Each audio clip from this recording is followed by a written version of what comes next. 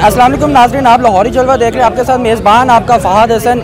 नाजरीन, आपको बताते चले कि अरशद शरीफ साहब के कत्ल की अफवाह पूरे पाकिस्तान में बल्कि पूरी दुनिया में फैल गई है कि किस तरह से कीनिया में उनका कत्ल किया गया। नाजरीन, इस वक्त सहाफ़ियों का एक बहुत बड़ा एहतजाज रिकॉर्ड किया जा रहा है। लाहौर प्रेस क्लब के बाहर हम मौजूद है। ये मोहतरमा हमारे साथ मौजूद है जो एक स्लोगन पकड़ के खड़ी हैं। इस स्लोगन पर लिखा हुआ है, I am a journalist, my life is in danger. मेरी ज़िंदगी खतरे में है। इनसे बात करते हैं, इनसे जानते हैं कि आखिर ये अरशद शरीफ साहब के कत्ल के बारे में क्या कहना चाहेंगी और इस स्लोगन का ऐसा क्या खास मकसद है। अस्सलाम वालेकुम जी। वालेकुम अस्सलाम। कैसी हैं मैम?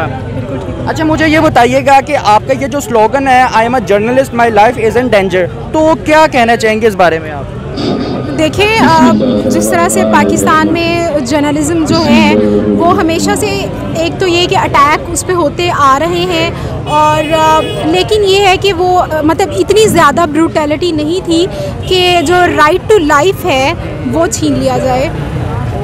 लेकिन ये जो आज का वाक़या है ये मेरे ख़्याल में ये सहाफ़त के लिए एक तारीख़ दिन है और यौम स्याह है। और इसके साथ साथ आप ये देखें कि राइट टू लाइफ मतलब इख्तलाफात हर जगह पे हो सकते हैं। इवन कि जब हम कोर्ट्स में जाते हैं तब भी हमारा राइट टू, अगर कोई जुर्म भी है तो राइट टू लाइफ उसके ऊपर होता है अगर वो साबित भी हो जाए, लेकिन उसकी वजह से आपका राइट टू लाइफ छिन रहा है। लेकिन यहाँ पे सिर्फ बोलने पर, तनकीद करने पर या फिर सवालात उठाने पर ज़िंदगी ही अगर छीन ली जाए तो इससे ज़्यादा जुल्म मेरा नहीं ख्याल कि और कुछ हो सकता है। पाकिस्तान में सहाफ़ियों को घरों से उठाया जाता रहा है, उनको मारपीट की जाती रही है, सब कुछ होता रहा है, लेकिन यहाँ तक बात नहीं आई थी कि मुल्क बदर होने के बावजूद बहुत से लोगों ने तनकीद की कि अरशद साहब जो हैं वो मुल्क छोड़ के चले गए because he was the one जिनको पता था कि मेरी ज़िंदगी को ख़तरा है। तनकीद करने वाले तो तनकीद कर देते हैं। अच्छा, मुझे ये बताइएगा कि अरशद शरीफ साहब एक ऐसे सीनियर सहाफ़ी थे जिन्होंने बड़े बड़े सियासतदानों के ख़ुसूसन उनके राज फाश किए हैं और इस सारे केस के बावजूद कीनिया पुलिस की जानिब से बयानात आते हैं कि इन्होंने जी नाका तोड़ा है, ऐसी गाड़ी की हमें मज़ीद तलाश थी, वो गाड़ी के साथ मैच होती थी तो जिसकी जानिब से हमने जी फायर कर दिया है। ये मामलात क्या आपको दुरुस्त लगते हैं? नो, बिल्कुल भी नहीं। देखें, कोई भी कॉमन सेंस जिसमें थोड़ी सी भी होगी, जिस इंसान में अगर उसकी जो एनालिटिकल एबिलिटी है वो काम करती है तो उसको ये सवालात उसके ज़हन में ज़रूर आएंगे कि अगर आपका मकसद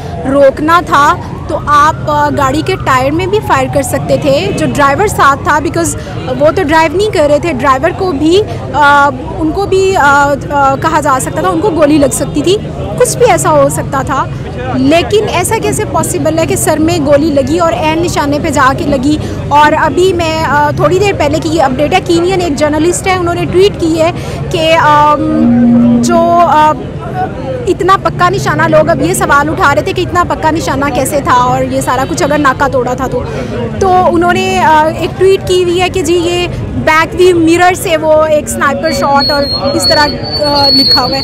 तो मतलब रोकना था तो वो ये तरीका तो नहीं होता। अच्छा, मुझे ये बताइएगा कि आपको लगता है इस वाक़े के बाद बाकी सहाफ़ी जो उनसे है, ज़ाहिर है एक माइंड में क्वेश्चन आता है कि यार वो कौन था, ठीक है ना। अब हर सहाफ़ी ऑब्वियसली अपने आप को एहतियात तो हर इंसान करता है, ज़िंदगी हर इंसान को प्यारी होती है, चाहे वो सच बोले या जिस तरह भी काम करे, हर इंसान चाहता है कि हम सेफ़ हैंड खेलें, ठीक है। इसके बावजूद, ये वाक़े के बावजूद बाकी सहाफ़ियों का क्या रद्द-ए-अमल है और किस तरह फील्ड में काम किया, भरपूर तरीके से मज़ीद आगे बढ़ के काम किया जाएगा या फिर जैसे सहाफ़ियों की आवाज़ दबाई जा रही है अपनी आवाज़ को दबा कर काम किया जाएगा?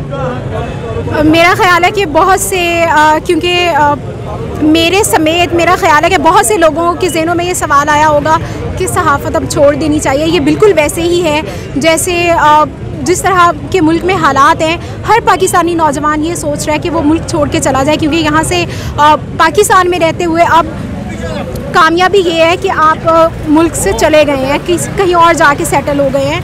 तो यही हाल सहाफ़ियों के। देखिए, अगर इतना जुल्म होगा तो कौन, क्योंकि हर इंसान के डिफरेंट पैरामीटर्स होते हैं बोलने के हवाले से, या हर इंसान डिफरेंट तरीके से सोचता है, तो कोई बोलेगा, कोई ज़्यादा बोलेगा। बताइएगा, ये स्लोगन के नीचे ये भी लिखा हुआ है कि अरशद शरीफ के कातिलों को सज़ा दो, तो किस तरह की सज़ा देनी चाहिए उनको? पहली बात है, उनको ढूंढा कैसे जाया जा सकता है?